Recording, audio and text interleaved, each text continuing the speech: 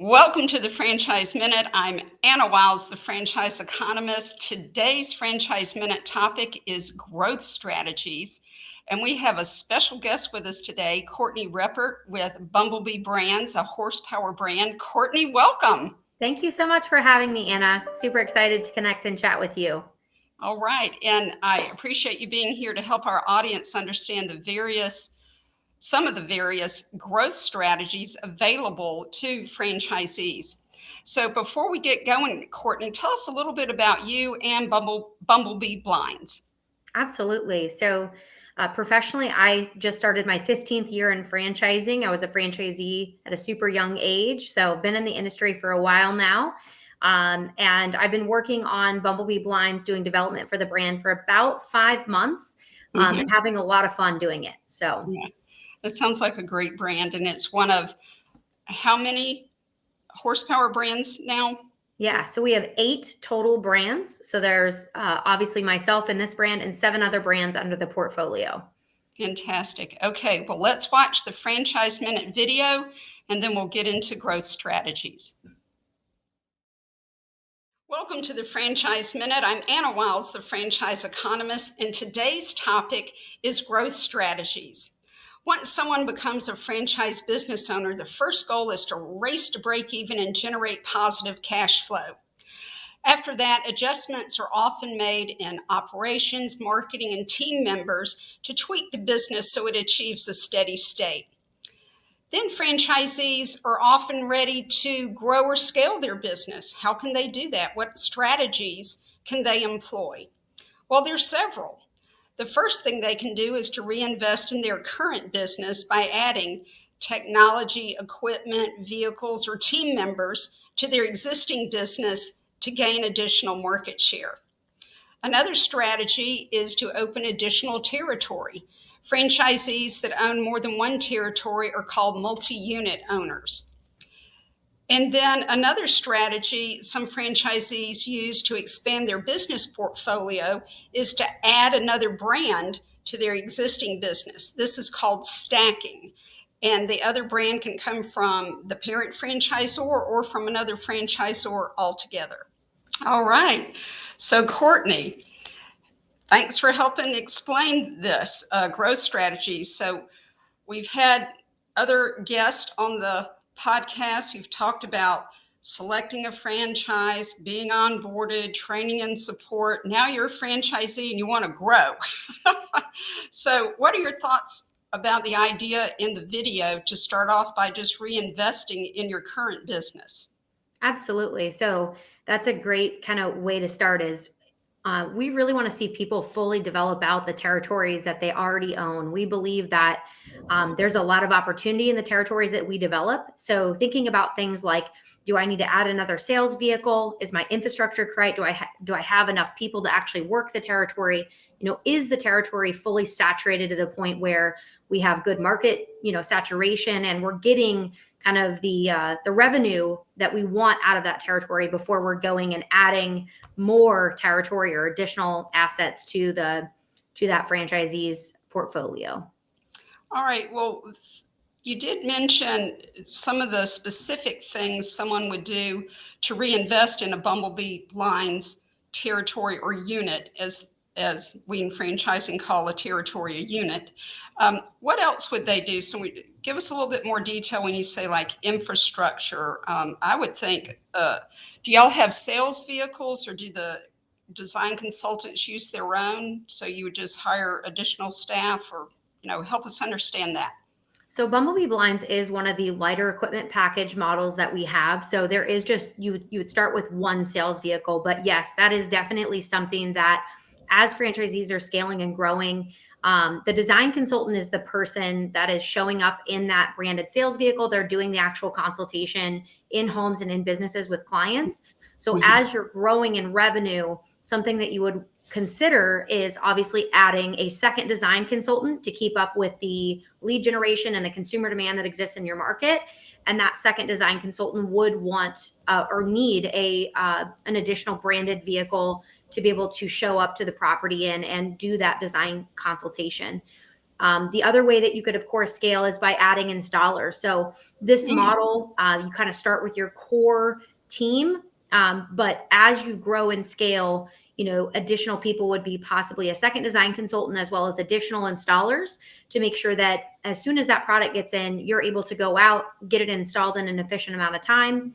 So we do anticipate that franchisees would add both potentially an additional design consultant as well as installers as they're growing their business. Fantastic. So build a strong foundation where you are, grow with people and equipment, vehicles, get appropriate market penetration or market share, and then consider growing from there. Now, how does someone know that they've hit the appropriate level of market penetration? Who's going to help them figure out now's the time to grow? Yeah, absolutely. There's quite a ramp up period, I would say, in most businesses in the first 3 years. That's definitely that pretty significant incline where you're going to be going after aggressive revenue targets. You're going to be scaling your team. You're going to be scaling equipment. One really great thing about horsepower is we have a leaderboard. So we actually show you the top 50 locations in your franchise system. So of course, we don't put franchisees' names or even city locations, but we just mark them by revenue. So you're going to know kind of where you land in the law of averages with your business. Are you a top performer? Are you a middle performer? Are you below average? And that should allow you to gauge, how well your location is performing in correspondence to others.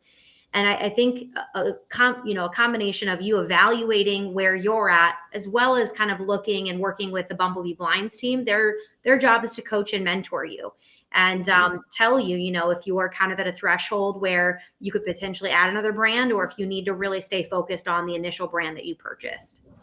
Or that leads to open an additional territory with Bumblebee Blinds. So let's talk about multi-packs. And audience, this is when a franchisee is awarded more than one territory. So they're called a multi-unit owner. And in franchising, it's very, very common to hear about 3-packs, 6-packs, 10-packs, that sort of thing. So Courtney, why would someone say start with a 3-pack? Absolutely. So in our models, we always have a B2B and a B2C component, and that's incredibly important to understand. We want to work residential opportunities. We also want to work commercial opportunities. Bumblebee Blinds specifically has multiple revenue streams that we want to bring into the business. So we're very strategic in the way that we develop people's territories because we want to include a diversified socioeconomic report in their territory. And really what it comes down to is just where you live. For this brand, we defined a territory by 200,000 in population. And of course, 200,000 people, depending on where you're located, if you're in Montana or if you're in Dallas, Texas, that's going to look a little bit different. It's going to look a lot different. It's going to look a lot different. And so for us, we really want to set the franchisee up for success so that they can scale and grow a nice sized business, right? We do have that kind of empire builder mindset. We also don't want the franchisee to have too much territory to where we're not going to get good market saturation. And then, of course, we do look for the B2B, the B2C. In this specific concept, we look for new construction sites, but we also look for remodel opportunities. And so we have specific parameters in our mapping software that allows us to gauge that. And those are typically the moving parts that allow us to make a decision on how a territory is developed and defined. So let's say I'm awarded a 3-pack with Bumblebee Blinds, and I've reinvested in my first territory. I feel like, we're at a steady state. We've put the 2 or 3 years into really developing and growing our business in the first territory, but I've been given a 3-pack. So when would I know to go to the second? I would have my franchise business coach assisting me with that decision. Yeah. So if you purchase, let's say, a 3 territory with Bumblebee Blinds, that would mean that your territory is about 600,000 in population. And we actually don't have a similar to, I think, like a brick and mortar business where you'd have kind of a launch plan because there's construction and build out. Right. Essentially, these franchisees are buying a zip code or a geographic region that they own and work. And we allow franchisees to go out and service that entire geographic region on day one. So if you purchased a 3 territory with Bumblebee Blinds, you would own around 600,000 in population. We don't have a specific launch plan on breaking that up where you could only service 1 territory and then a second territory and a third. Okay. We actually allow you to go out and service everything at the same time, basically from day one. Now, that being said, the territory is broken up into 3 segments in the sense that you, in a way, have purchased 3 separate assets. Right. So that way, if at some point you developed the territory and had a healthy, growing business and were approached by a buyer, you could possibly keep 2 territories and sell off 1, or keep 1 territory and sell off 2. So from an award perspective, we do give our franchisees 2 copies, one that would include, of course, the entire 600,000 in population, and then a second copy that breaks that 600,000 in population down to 200,000 in segments. But we allow our franchisees to go work the entire geographic region from day one. So it sounds like the strategy with multiple units from day one is the franchisee has a growth strategy in mind, from the get-go, and this gives them the opportunity to grow. When I was in business school, the number one mistake businesses make is failure to plan for growth. So I always encourage any franchise candidate I work with to think 10 years out, and say after the third year you're ready to expand. Well, with a great brand like Bumblebee Blinds, you're taking an awful large risk, assuming that would still be available 3 years later, So it makes sense to secure the territory and have your growth plan in mind, begin with the end in mind, right? So that's kind of this growth strategy for multi-unit owners.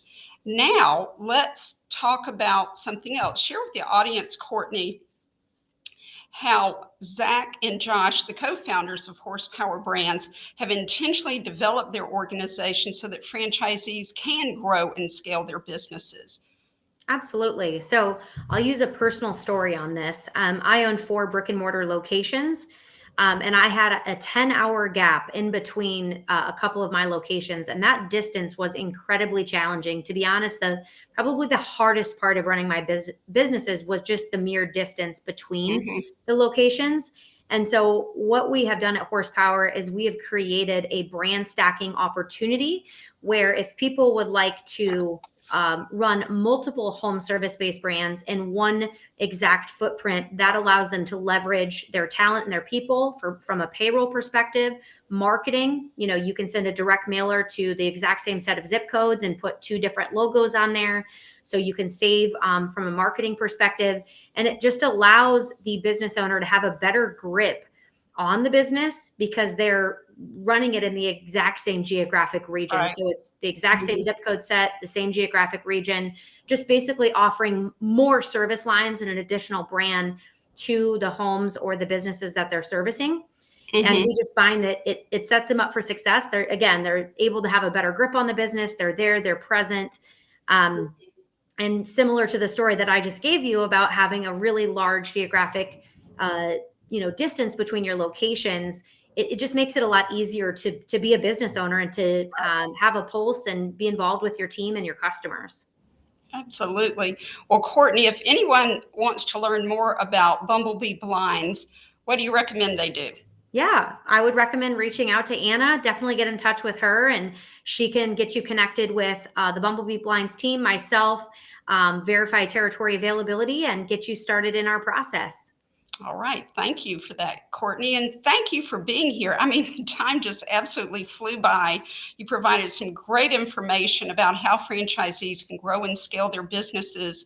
I bet you've taught a lot of people about what stacking is. So thank you very much for that. And audience, thank you for joining us, and come back next week where we're going to talk about exit strategies. I'm Anna Wilds, the franchise economist.